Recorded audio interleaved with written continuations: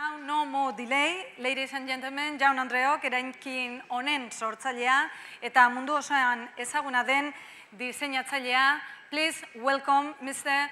Philip Stark.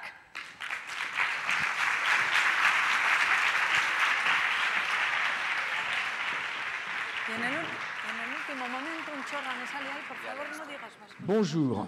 Hola, ¿qué tal? Same thing, almost. Bonjour. Bonjour. Bonjour. Bonjour. Je suis désolé, je vais parler français car je ne vis en Espagne que depuis 35 ans et en 35 ans, j'ai pu apprendre comment commander una caña mucho fría et dire hola qué tal et queray. Ça prouve que je suis vraiment doué en rien. On va faire court aujourd'hui parce qu'on est parti un petit peu en retard, donc on va essayer d'aller à l'essentiel. D'abord, je vous remercie d'être venus pour écouter quelqu'un qui n'a rien à dire. C'est toujours un peu amusant et toujours un peu surréaliste. N'ayant vraiment rien à dire, je vais donc parler de moi-même, car c'est finalement une des choses que je connais le mieux. Moi-même, en tant qu'individu vivant dans la partie occidentale de ce monde, vivant dans ce monde en complet changement, puisqu'on le sait depuis 50 ans au moins qu'il y aura un mouvement de civilisation de l'ouest vers l'est. Maintenant, ce n'est plus si, c'est même plus quand, c'est maintenant. Les valeurs ont totalement changé, le poids économique a changé, le poids culturel est en train de changer, et nous, on va se retrouver dans une situation totalement nouvelle, dans la mesure où nous sommes de futurs pauvres et qu'il va falloir nous réinventer. Quelle va être notre philosophie de la pauvreté? Quelle va être notre réaction d'avoir été les maîtres du monde et de ne plus l'être? Quelle va être notre future dignité? Comment allons-nous réinventer cette dignité pour nous, pour les autres? Il y a énormément de travail et c'est ça qui est follement passionnant. Et je finirai par remercier ce changement de civilisation. Je finirai par remercier toutes ces crises, malgré les victimes qui mourront à cause de cette crise. Mais ceux qui survivront ont la chance extraordinaire, l'opportunité extraordinaire de pouvoir nous réinventer. C'est-à-dire que si on ne fait rien, on est mort. On est mort comme les Égyptiens, comme les Aztèques, comme les Incas, comme l'Atlantide, on est mort.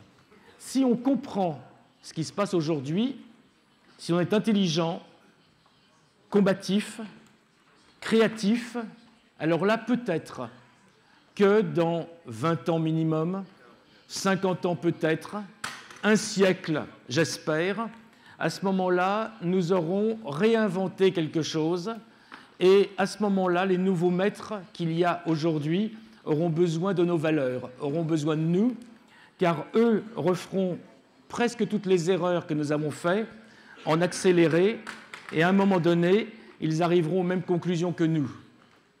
À ce moment-là, il y aura une sorte de vide. Et si, je le répète, nous avons été créatifs et intelligents et lucides, à ce moment-là, nous aurons quelque chose à proposer et nous reprendrons notre place dans le monde. Donc c'est un petit peu de ça dont je voudrais parler, c'est déjà travailler. J'aimerais vous montrer un petit peu, à travers mon travail, les différents territoires qui s'offrent devant nous. Il y en a d'autres depuis, car hélas, je ne peux pas tout vous montrer, je ne suis pas autorisé à vous montrer ce sur quoi je travaille aujourd'hui, je ne peux vous montrer que ce sur quoi j'ai travaillé avant. Il y a des choses encore plus fortes, j'essayerai d'en parler, peut-être, mais sans illustration. Mais je vais vous montrer que ce n'est pas parce que nous sommes en décadence, qui est un terme ridicule, qu'il ne faut pas avoir d'idée, parce qu'il y a devant nous un monde extraordinaire qui s'offre à nous. Je crois voir ici beaucoup de jeunes, beaucoup d'étudiants, beaucoup de gens qui vont avoir les responsabilités de demain. Et il faut savoir qu'il y a des nouveaux territoires, des nouveaux Eldorado. C'est comme marcher sur la Lune. Il faut tout réinventer et c'est ça qui est formidable. Alors, j'imagine que vous, beaucoup plus jeunes que moi, vous allez avoir d'autres idées encore plus nouvelles que les miennes, mais je vous montre déjà les miennes, comme ça vous pourrez les détester, ou en tout cas, ça pourra vous intéresser. Alors, bonjour, c'est très important d'être poli dans la vie. Donc, bonjour au Laquetal. Mon nom, c'est Stark, ça vous l'avez compris. Et donc, on va attaquer différents thèmes. Vous comprenez en général ce que je dis? D'accord. Alors, une des possibilités de travail, par exemple, c'est le travail sur l'éthique. Alors, l'éthique, tout le monde en parle. C'est un mot très utilisé par les gens de marketing, par les gens de publicitaire, mais ça reste quand même un vrai mot. Il faut savoir qu'un projet, un objet, ne peut pas exister pour lui-même. C'est impossible.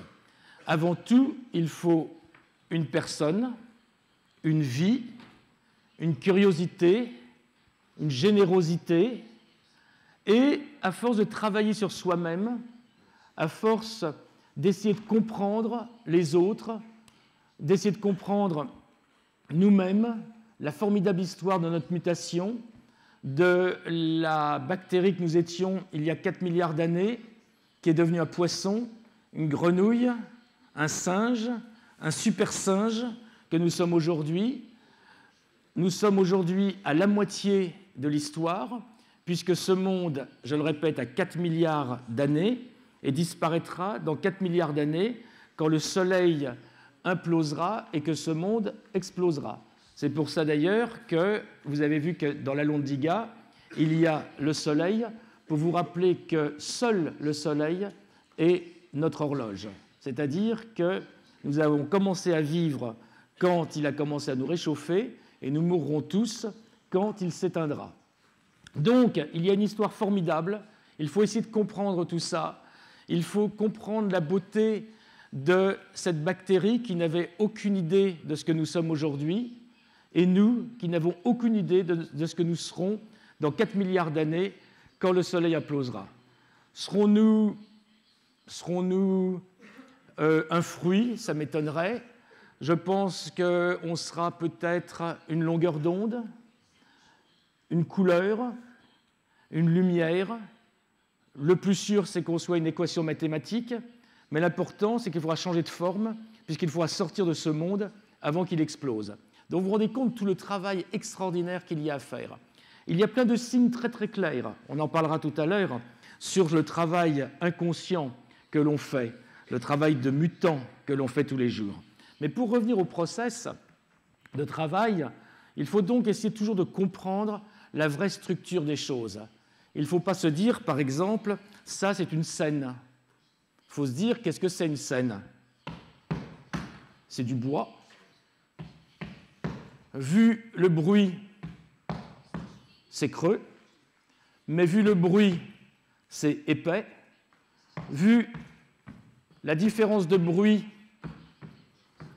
entre là et là, il y a des traverses métalliques ici, et donc il y en a une autre ici. Il faut comprendre l'intérieur des choses. On ne peut pas se contenter de regarder l'extérieur des choses, et on ne peut surtout pas se contenter de simplement lire les journaux et regarder la télévision. Donc, avant tout, il faut avoir une curiosité. Cette curiosité va vous amener à avoir une vision assez claire. L'important dans la vie, c'est d'avoir la vision la plus lointaine et la plus haute possible. Si vous marchez en regardant vos pieds, vous allez tomber. Si vous marchez en regardant un peu plus loin comme ça, vous allez voir qu'il y a un haut-parleur, hop, vous allez l'éviter. Si vous levez votre regard, vous allez commencer à comprendre les choses. Vous êtes dans le domaine de l'intelligence.